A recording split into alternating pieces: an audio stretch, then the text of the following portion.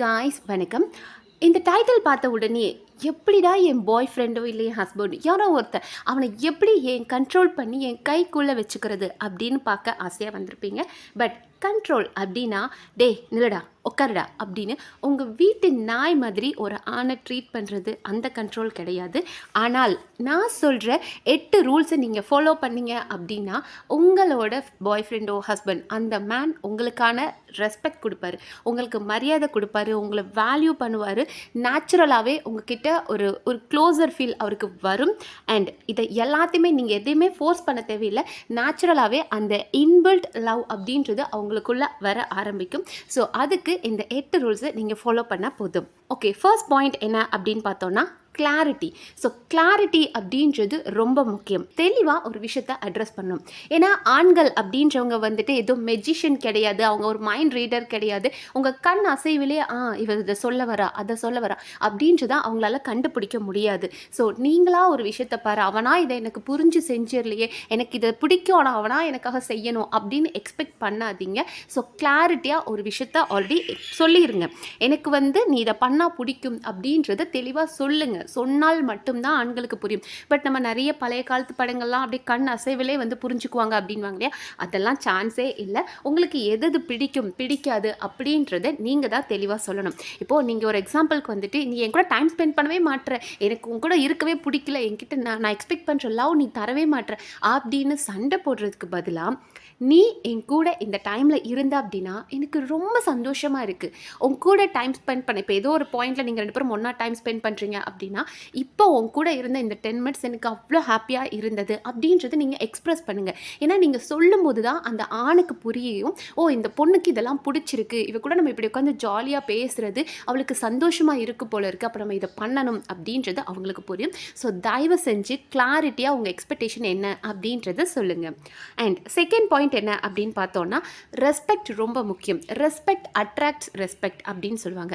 அதாவது நீங்கள் கொடுக்குற மரியாதை திருப்பி உங்களுக்கும் மரியாதையாக வந்து சேரும். ஸோ நம்ம என்ன கொடுக்குறோமோ அதுதான் நமக்கும் திருப்பி வந்து சேரும். ஸோ சின்ன சின்ன விஷயமா இருந்தால் கூட அவங்களுக்கான மரியாதையை கொடுங்க. ஸோ ஒருத்தருக்கு மரியாதை கொடுக்குறோம் அப்படின்னா அதுக்கு பேர் வீக்னஸ் கிடையாது, அது ஒரு இன்ஃப்ளூயன்ஸ் பண்ணுறது மாதிரி. இப்போ நான் உங்களை பார்த்ததுமே உங்களை மரியாதையாக நான் பேசுகிறேன் அப்படின் போது ஆப்வியஸாக உங்களால் என்னை பார்த்து இப்போ நான் உங்ககிட்ட வாங்க நல்லா இருக்கீங்களா அப்படின்னு கேட்கும்போது இல்லடி நல்லா இல்லடி அப்படின்னு நீங்கள் என்ன சொல்ல மாட்டீங்க. நீங்களும் உடனே மரியாதைக்கு அவங்க நமக்கு ஒரு ரெஸ்பெக்ட் கொடுக்குறாங்க, அப்போ நம்மளும் நல்லா இருக்கீங்க நீங்கள் நல்லா இருக்கீங்களா இப்படி தான் வரும்.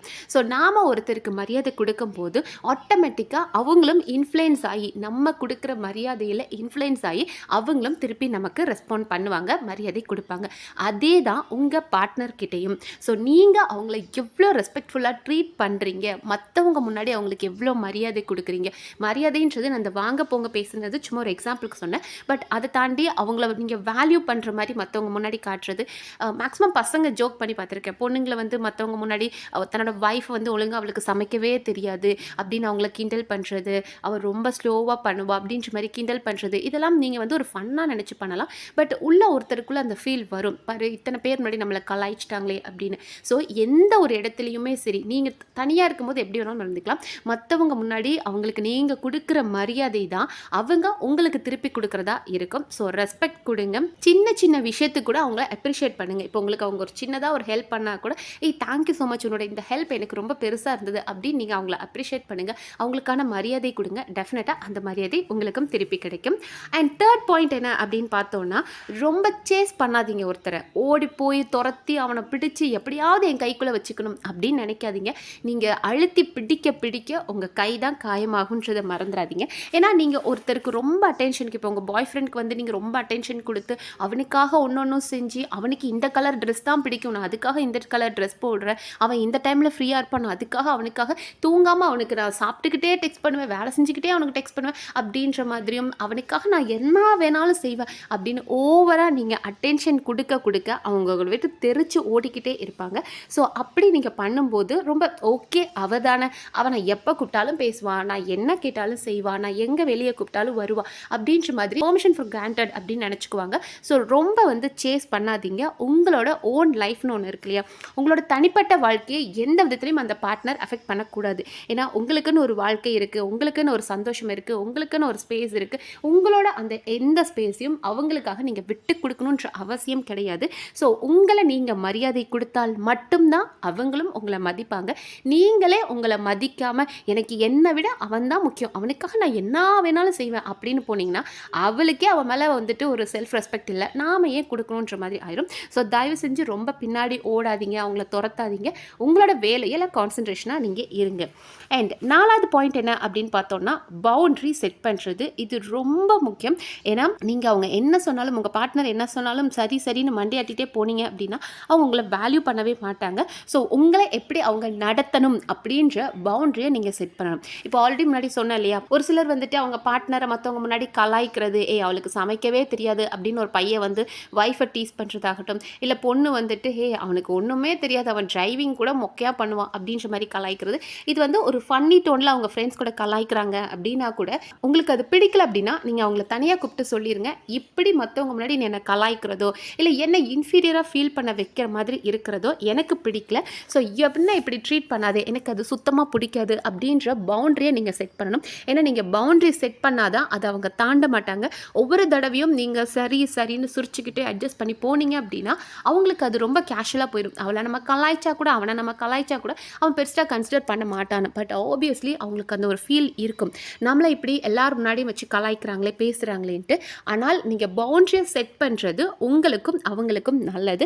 ஸோ தயவு செஞ்சு பவுண்ட்ரிஸை நீங்கள் செட் பண்ணுங்கள். பாய் ஃப்ரெண்டுக்கு டெக்ஸ்ட் பண்ணுறீங்க, அவங்க ரிப்ளைவே பண்ண மாட்டாங்க, லைக் கேட்டால் நான் ரொம்ப ஒர்க்காக இருந்தேன், நான் பார்க்கவே இல்லை அப்படின்ற மாதிரி பண்ணுறாங்க அப்படின்னா நீங்கள் தெளிவாக சொல்லிடுங்க. இங்கே பாரு, உனக்கு எவ்வளோ பிஸியாக இருந்தாலும் ஓகே, எனக்கு வந்து நீ டெக்ஸ்ட் பண்ண வேணாம், அட்லீஸ்ட் கால் பண்ணி இவ்வளோ நேரம் நாளுக்கு ஒர்க் இருக்குமா அப்புறம் கூப்பிடுற அப்படின்னு சொல்லணும். நீ என்னை இக்னோர் பண்ணுறது எனக்கு பிடிக்கல, அதனால என்னை இப்படி அவாய்ட் பண்ணுறது, நீ என்னை இப்படி இக்னோர் பண்ணுறது எனக்கு பிடிக்கல, என்கிட்ட சொல்லிடுன்றதை நீங்கள் பேசிடணும். அப்படி இல்லைன்னா இப்போது அவங்க இக்னோர் பண்ணுறாங்க, உங்கள் பாய் ஃப்ரெண்ட் உங்களை இக்னோர் பண்ணுறாங்க, நீங்கள் அதுக்கு சைலண்ட்டாக இருக்கிறீங்க அப்படின்னா 2 பேருமே சேர்ந்து ஒரு டாக்ஸிக் ரிலேஷன்ஷிப்குள்ளே போயிடுவீங்க. நம்ம நேற்றே பார்த்தோம் இல்லையா, பிரெட் க்ரம்பிங்காக மாறிடும். அப்படியே பேசுவோம், அப்புறம் கொஞ்ச நாளில் கேப் விட்டுருவோம், அப்புறம் நமக்கே ஒரு பாயிண்டில் இவன் வரா போகிறான் என்ன பண்ணுறான்ற ஒரு நம்பிக்கை இல்லாமல் போயிடும். ஸோ உங்களோட பவுண்ட்ரியை செட் பண்ணுறதும் உங்களை இப்படி தான் நீங்கள் ட்ரீட் பண்ணணும் அப்படின்றத சொல்கிறதும் ரொம்ப முக்கியம். அண்ட் 5th பாயிண்ட் என்ன அப்படின்னு பார்த்தோன்னா, எமோஷ்னல் கேம் விளையாடாதீங்க. நான் ஆல்ரெடி சொன்ன மாதிரி தான், ஒருத்தர் சண்டை போட்டுட்டாங்க அப்படின்னா அவங்கக்கிட்ட சைலண்ட்டாக இருக்கிறது, அவங்கள ரொம்ப ட்ரிக்கியாக மேனிப்புலேட் பண்ண ட்ரை பண்ணுறது, அதாவது நான் அவன்கிட்ட அமைதியாக அவனை பேசாமல் அவனை இக்னோர் பண்ணி அவனை டென்ஷன் பண்ணி ஐயோ இவ கூட சண்டை போட்டால் இவ சைலண்ட்டாக இருந்து என்னை கொன்னுருவா அப்படின்ற மாதிரி அவங்களுக்கு ஒரு பயம் கொடுக்கணும், அந்த ஒரு சைலண்ட் ட்ரீட்மெண்ட்குள்ளே போகணும் அப்படின்னு நினைக்காதீங்க. Communication is the best. ஏன்னா நீங்கள் சைலண்ட்டாக இருக்க ஆப்போனண்ட்டுக்கு உங்கள் மேலே இன்னும் கொஞ்சம் வெறுப்பு தான் வரும். பாரு நம்ம பேசுகிற இவ சைலண்ட்டாகவே இருக்கிறாளே அப்படின்ற அவங்களுக்கு கோபம் தான் வரும். ஸோ சைலண்ட்டாக இருக்கிறதுக்கு பதிலாக உங்களுக்கு எது பிடிக்கல என்ன பிரச்சனைன்றதை தெளிவாக அவங்களுக்கு எக்ஸ்பிரஸ் பண்ணுங்கள். இல்லைனா அது பிரெட் க்ரம்பிங்காக மாறும், ரிலேஷன்ஷிப்பில் பிரேக்கப் வரும், ட்ரஸ்ட் இல்லாமல் போயிடும். ஸோ தயவு செஞ்சு சைலண்ட்டாக இருக்கிறதுக்கு பதிலாக என்ன பிரச்சனை அப்படின்றத சொல்லுங்கள். ஏன்னா இன்றைக்கி நீங்கள் சைலண்ட்டாக இருக்கிறது டெம்பரரியாக உங்களுக்கு ஒரு சொல்யூஷன் கொடுக்குற மாதிரி இருக்கும், அவங்க உங்ககிட்ட பேசுகிற மாதிரி இருக்கும். கொஞ்ச நாளில் அந்த ஆப்பனண்ட் உங்கள் மேலே இருந்த நம்பிக்கையை இழந்துருவாங்க. அண்ட் 6th பாயிண்ட் என்ன அப்படின்னு பார்த்தோன்னா, எப்போதுமே ஓவர் ரியாக்ட் பண்ணுறதுக்கு பதிலாக கொஞ்சம் அமைதியாக இருந்து யோசித்து ரியாக்ட் பண்ணுங்கள். அதாவது எமோஷ்னலாக நம்மளுக்கு சடனாக ஒரு கோபம் வருது, அந்த கோபத்தில் கத்துறோம், சண்டை போடுறோம், அதுதான் என்னோட நேச்சர் அப்படின்னு சொல்கிறோம். பட் இந்த கோபம் என்ன ஆக்கும் அப்படின்னா உங்களை வந்து ஒரு வீக்கான பர்சனாக காட்டும். ஆனால் நீங்கள் அதுவே அமைதியாக ஒரு விஷயத்தை பேசி இதுதான் பிரச்சனை, இதுதான் என்னோட ரூட் காஸ், இதுதான் இந்த ப்ராப்ளத்துக்கு சொல்யூஷன் அப்படின்ற மாதிரி அமைதியாக பேசினீங்கன்னா உங்களோட வார்த்தைகளை எல்லாருமே கேட்க ஆரம்பிப்பாங்க.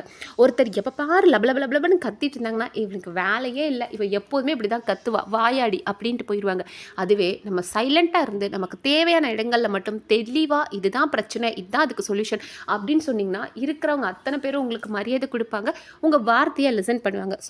ஸோ கத்துறதை விட காமாக எப்படி ஹேண்டில் பண்ணணும் அப்படின்றத கற்றுக்கோங்க. இது உங்களுக்கு மரியாதையும் கூட்டி கொடுக்கும்.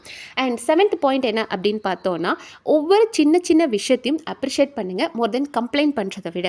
ஃபார் எக்ஸாம்பிள் உங்கள் பாய் ஃப்ரெண்ட் உங்களுக்கு ஒரு ட்ரெஸ் ஏதோ ஒன்று வாங்கி கொடுக்குறாருன்னு வைங்களேன், உங்களுக்கு அது வந்து மேபி அந்த கலர் பிடிக்காமல் இருக்கலாம், அந்த ஃபிட் பிடிக்காமல் இருந்திருக்கலாம்.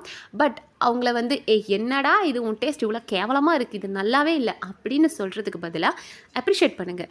பரவாயில்ல, எனக்காக எஃபோர்ட் போட்டு எனக்கு பிடிக்குமா பிடிக்காதா, எனக்கு இந்த ஃபிட் பிடிக்குமா பிடிக்காதான்னு தெரியலனாலும் எனக்காக நீ ட்ரை பண்ணியிருக்க, ரொம்ப ஹாப்பியாக இருக்குது, எனக்கு ரொம்ப சந்தோஷமாக இருக்குது. இப்போ ஒரு கலர்ஸ்லேயே வச்சுக்கோங்க, அவங்களுக்கு வைப்ரண்ட்டான கலர்ஸ் பிடிக்கும், உங்களுக்கு ஒரு நியூட் கலர்ஸ் பிடிக்கும் அப்படின்னா எனக்கு நியூட் கலர்ஸ் தான் பிடிக்கும், பட் நீ வைப்ரண்ட் கலர் எனக்கு கொண்டு வந்திருக்க, பட் நான் அதை ட்ரை பண்ணிடுறேன். ஆனால் நான் எப்போதுமே எனக்கு பிடிச்ச கலர் நியூட், நான் அதை நியூட் கலர்ஸ்லேயே தான் ட்ரை பண்ணியிருக்கேன், பட் இதை நான் ட்ரை பண்ணுறேன் அப்படின்னு நீங்கள் சொல்லும்போது அவங்களுக்கே, உங்கள் பார்ட்னருக்கே தோணும், பரவாயில்லையே, அவளுக்கு வந்து ஒரு மாதிரி லைட் ஷேடாக நியூட் கலர்ஸ் தான் பிடிக்கும் போல இருக்குது, ஆனால் எனக்காக அவள் இதை ட்ரை பண்ணுறேன்ற. அப்போ வைப்ரண்ட் கலர்ஸ் உங்களுக்கு பிடிக்காது, நியூட் கலர்ஸ் தான் உங்களுக்கு பிடிக்கும்ன்றது அவங்க புரிஞ்சுக்குவாங்க. அண்ட் அந்த இடத்துல உங்களை மரியாதையாக பார்ப்பார் அந்த ஆண். ஏன்னா அவளுக்கு பிடிக்கல அப்படின்னாலும் அவள் நம்மளை கம்ப்ளைண்ட் பண்ணாமல் நம்மளை அப்ரிஷியேட் தான் பண்ணுறா அப்படின்ற மாதிரி யோசிப்பாங்க. அண்ட் மோர் ஓவர் உங்களுக்கு பிடிச்ச விஷயத்தையும் நீங்கள் அவர்கிட்ட சொல்லிட்டீங்க, அடுத்த தடவை அவங்களுக்கு அதை பிடிச்ச மாதிரி தான் செய்வாங்க.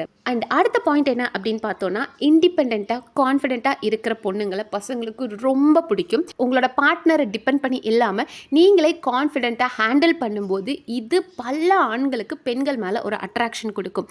பரவாயில்ல, இந்த பொண்ணு எவ்வளோ போல்டாக ஒரு விஷயத்த அணுகிறா அப்படின்ற மாதிரி உங்களை பார்ப்பாங்க. அது மட்டும் இல்லாமல் நிறைய பெண்களை பார்த்துருப்பேன், அவங்களோட சந்தோஷமே அந்த ஆண் தான் அப்படின்ற மாதிரி காட்டுவாங்க. அந்த பையன் பேசினா ரொம்ப சந்தோஷமாக இருப்பாங்க, அந்த பையன் பேசல, இல்லை ஒரு நாள் டெக்ஸ்ட் பண்ணலை, பேசினா கூட அழுது நீ தான் என் சந்தோஷம் அப்படின்ற மாதிரி காட்டுவாங்க. ஏன்னா அந்த பொண்ணுக்கு பொறுத்த வரைக்கும் அந்த பையன் என்கிட்ட பேசல, டெக்ஸ்ட் பண்ணல அப்படின் போது அழுது, நான் உனக்காக சாப்பிடாம தூங்காமல் நான் வெயிட் பண்ணிட்டு இருந்தேன், நீ என்கிட்ட பேசுவேன் அப்படின்னு சொல்லுவீங்க. லைக் நீங்கள் என்ன நினைக்கிறீங்க அப்படின்னா, ஓகே நான் உனக்காக எவ்வளோலாம் ஃபீல் பண்ணுறேன் அந்த பையன் புரிஞ்சுக்கணும்னு நினைப்பீங்க.